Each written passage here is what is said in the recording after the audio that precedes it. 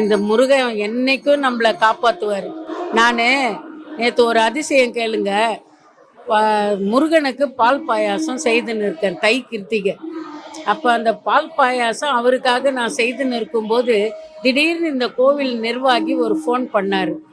போன வாட்டி வழி கேட்டேன், கோவில் கட்டின்னு இருக்கோம்மா, நீங்கள் வந்து நான் கோவில் கட்டி முடிச்ச ஏற்பாடு நீங்கள் வாங்கம்மான்னு. ஆனால் அவர் கோவில் கட்டின்னு இருக்காங்க, நாளைக்கு கும்பாபிஷேகம், அம்மா கோயிலுக்கு வரீங்களா? நான் தாம்மா தங்கவேல் முருகர் கோயிலேருந்து பேசுகிறேன்னு சொன்னார்.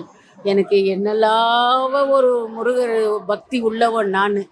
என்னெல்லாவோ என்னை அளவிட முடியாத அளவுக்கு சந்தோஷமாக இருந்தது. முருகனே நேரில் வந்து என்னை கூப்பிட்டா மாதிரி ஒரு நினப்பு. உடனே எனக்கு புறப்பட்டு, எனக்கு கால் ரெண்டுமே நல்லா இல்லை, இருந்தும் நான் கடவுளை வேண்டின்னு வரேன்.